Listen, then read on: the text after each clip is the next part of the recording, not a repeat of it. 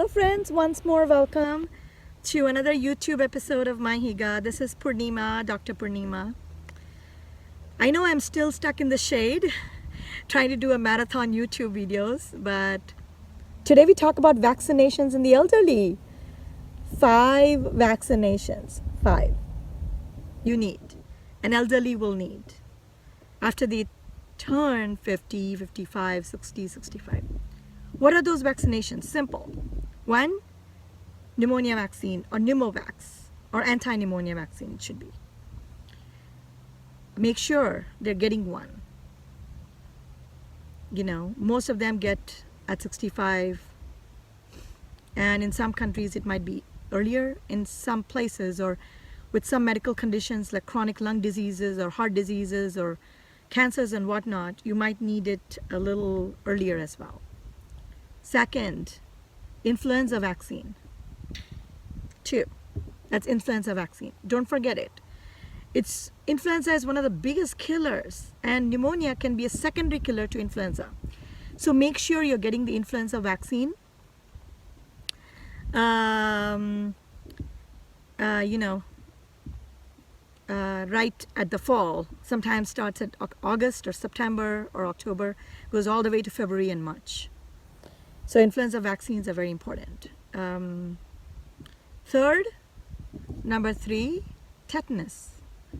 Make sure the elderly have the tetanus vaccine, and usually it's a booster dose, tetanus toxoid. And usually diphtheria is not given in the elderly. So the tetanus toxoid is important because, you know, you could be playing with rusty nails, gardening out there with some rusty things, and who knows, you know, you could get a nick. Tetanus is still common in many parts of the world, and in US too there are as many cases, but not that many compared to Africa, Asia, and other countries. So tetanus toxoid is number 3. Number 4, hepatitis B. Elderly are equally prone to hepatitis. It doesn't matter where you live in the world, hepatitis will not leave you. So you need that special vaccination, hepatitis B vaccine, okay? It's a 3-part series, or 3 shots, basically. Make sure you get them. Usually at 0, 1, and 6 months. The tetanus toxoid is every 10 years, and the influenza is every year. The pneumonia vaccine is once in a lifetime after 65, but certain scenarios can be different.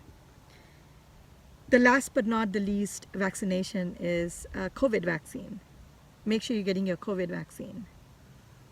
And I know there's boosters out there. And if you're allergic to any components in any of these vaccines, be careful not to take them, but you have to use precautions instead. But I would suggest the vaccination. And I'll also add in one more, which is the hepatitis A vaccine.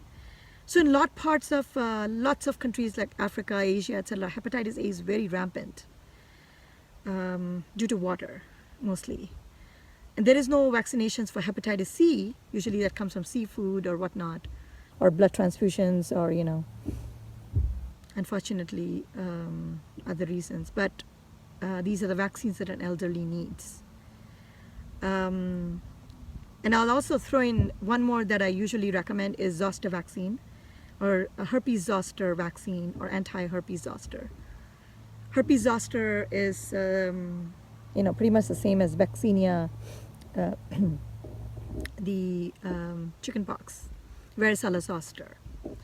But herpes zoster usually, starts in the nerves, basically. We won't go into details, but I want to make sure that all the elderly are getting their Zostavax or anti-herpes zoster vaccine. So take care of your health. Be good to your elderly. Be kind. Let go of all the stigma or negativity you had about your elderly in the world, and embrace them with lots of love. You know, we have a lot to learn in this life, and I'm sure there'll be more vaccinations coming up. And I'm hoping there will be something for malaria, anti-TB vaccines, or even Alzheimer's and other conditions. So Be well, and I'll see you in the next video. And thank you so much. And signing off here from this beautiful park here where I live. Take care. Bye-bye.